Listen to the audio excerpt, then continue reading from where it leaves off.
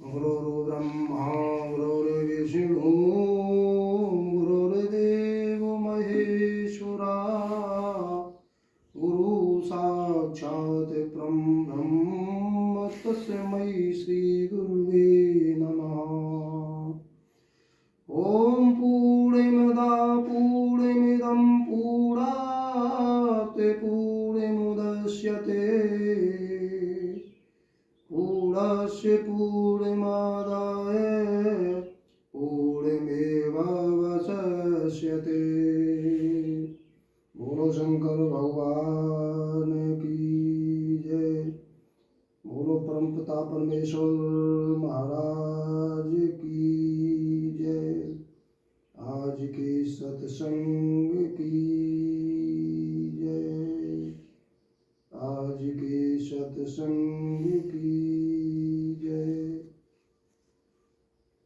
प्रिय भक्तों, आज के अध्यात्म ज्ञान सागर से परमपिता परमेश्वर भगवान श्री रामचंद्र जी के विषय में चर्चा होगी और इसके साथ साथ प्रिय भक्तों, ये नव वर्ष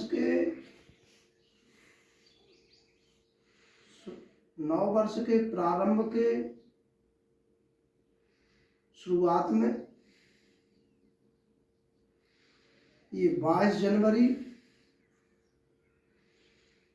सन 2024 दिन सोमवार को जो परमपिता परमेश्वर भगवान श्री राम की प्राण प्रतिष्ठा होने जा रही है,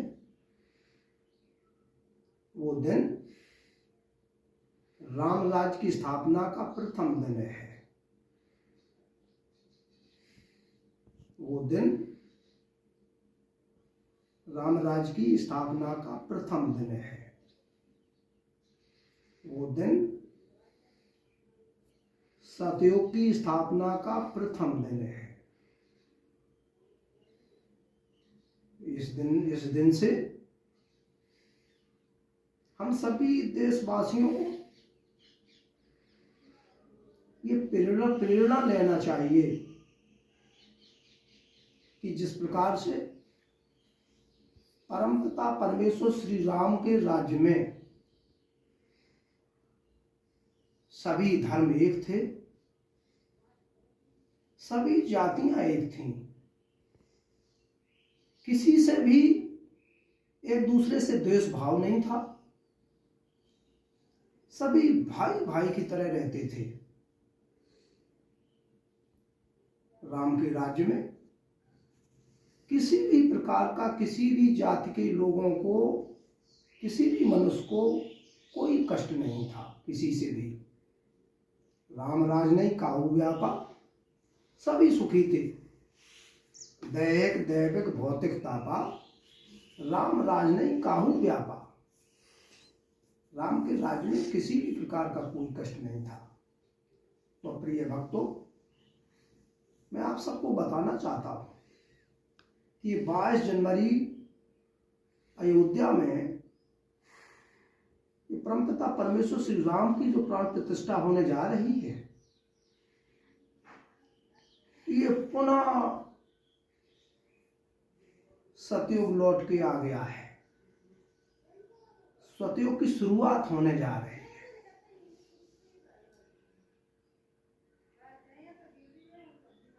ये दिन, ये प्राण प्रतिष्ठा का दिन, ये स्वर्ण सुनहरा दिन इससे हम सब भारतवासियों को ये सबक लेना चाहिए कि हम सभी धर्म के लोग भाई भाई हैं। इस भारत भूमि में मेरा जन्म हुआ है, ये भारत माता मेरी जननी है। इस वजह से हम सभी लोग, सभी धर्मों के लोग, सभी जातियों के लोग आपस में भाई बहन की तरह हैं।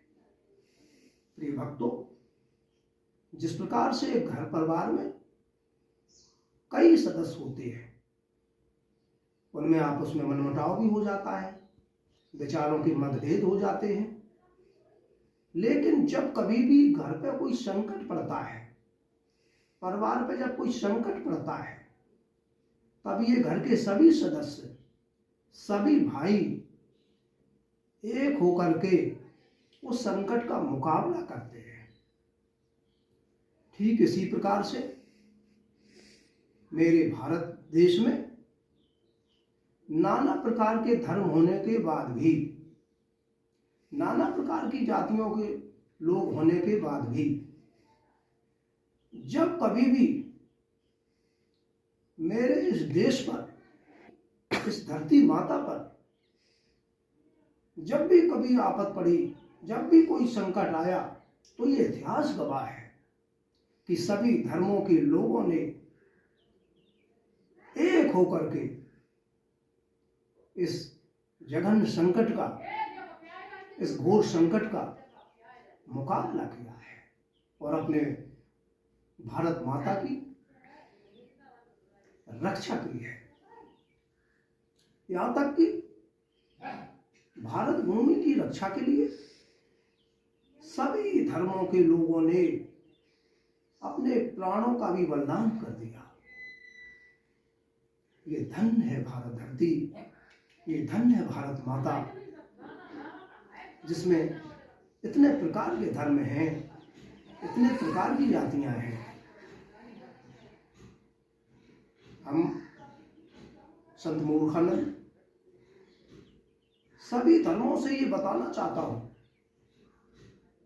सभी धर्मों के लोगों को ये बताना चाहता हूं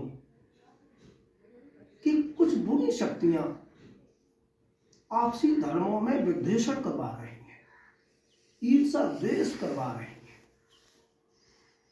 वो चाहते हैं कि भारत के धर्म विभेदन करवाएंगे, उनमें आपस में ईर्ष्या द्वेष करवाएंगे, तो भारत की शक्ति कमजोर होगी और वो लोग अपने मंसूबे में कामयाब होंगे। लेकिन मेरे देश के सभी धर्म के लोग, उन्हें ये ज्ञात है कि दिखावा में वे भले भी अलग अलग रहे, मतभेद भले भी उनके अलग अलग रहे, लेकिन जब भी कोई विदेशी ताकत या कोई आपदा या कोई संकट इस देश पे आता है, भारत देश पे आता है, तो मेरे सभी धर्म के लोग एक होकर के एकता की सूत्र में मोतियों की तरह रो करके, एक होकर के इस संकट का मुकाबला करने के लिए खड़े हो जाते हैं। धन्य है वो सभी धर्म, धन्य है वो सभी धर्म, धन्य है वो इस भारत भूमि के सपूत, जो भारत भूमि की रक्षा के लिए सब एक हो जाते हैं। इसी के साथ साथ मैं सभी धर्मों के लोगों से ये निवेदन करना चाह रहा हूं कि सभी धर्म के लोग एकत्र होकर के, सभी का ईश्वर एक है, भगवान एक है, गॉड एक है, अल्लाह एक है, इसमें कोई विभेदन नहीं, केवल नामकरण का ही विभेदन है।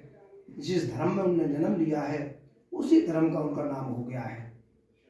ध्रुव सत्य तो यह है कि परमपिता परमेश्वर एक है, उसकी हम सब संतान एक हैं। तो हम ये निवेदन करना चाहते हैं सभी धर्मों के लोगों से कि सभी धर्म के लोग 22 जनवरी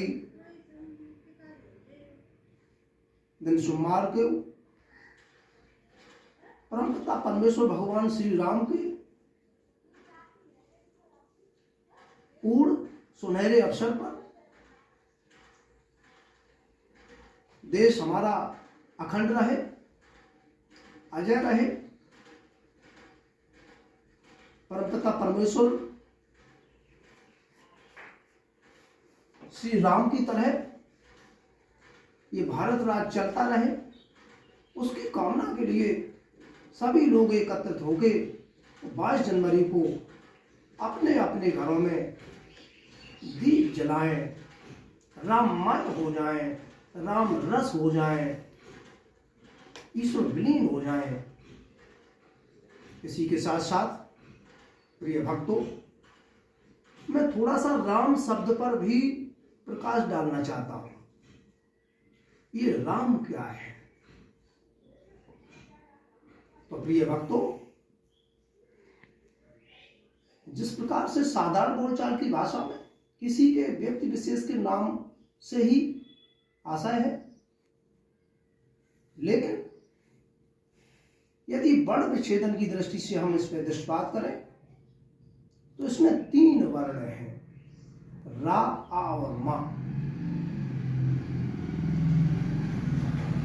तो रा कहता है कि रम जाओ, आ माने आकर के, मां माने मुझ में, और संपूर्ण प्रकृति और संपूर्ण ब्रह्मांड, सप्तद्वीप, सप्त समुद्र, ये जो चराचर विश्व है, जड़ चेतनात्मक विश्व है, इस सबको जो धारण करने की क्षमता रखता हो, वही राम है, वही परम ब्रह्म है, परमेश्वर है, भगवान है, अल्लाह है, गॉड है, ईश्वर है। इसी के साथ साथ प्रिय भक्तों, मैं उनका भी हृदय से धन्यवाद करना चाहूंगा जिनको परमपिता परमेश्वर ने ये राम मंदिर का, राम राज्य स्थापना का जो अधिकार दिया है, जो श्रेय दिया है, जो निमित्त दिया है। हर युग में परमपिता परमेश्वर अपने भक्तों को ही निमित्त मात्र देता आया है। जैसे द्वापर युग में परमपिता परमेश्वर भगवान कृष्ण ने उस महाभारत के युद्ध काल का संपूर्ण श्रेय अपने सबसे प्रिय भक्त अर्जुन को दिया था। इसी प्रकार से इस राम मंदिर के निर्माण में, ये राम राज्य की स्थापना के प्रथम दिवस में जो परमपिता परमेश्वर भगवान राम ने ये श्रेय मोदी जी को और योगी जी को ही सौंपा है। वैसे तो सभी धर्मों का इसमें सहयोग रहा है, लेकिन मुख्य इसके सूत्रधार जिसे श्रेय दिया है वो श्री नरेंद्र मोदी जी और योगी जी हैं। तो मैं अपने सच्चे हृदय से और श्री राम के समस्त भक्तों की तरफ से जिन्होंने ये राम मंदिर का निर्माण कार्य पूरा किया है, करवाया है, उनको सच्चे हृदय से, सच्ची आत्मा से उनका मैं नमन कर रहा हूं, उनको मैं प्रणाम कर रहा हूं। इसी के साथ साथ मैं आज राम चर्चा में यहीं पर विराम ले रहा हूं। जय श्री राम, जय श्री राम, जय श्री राम।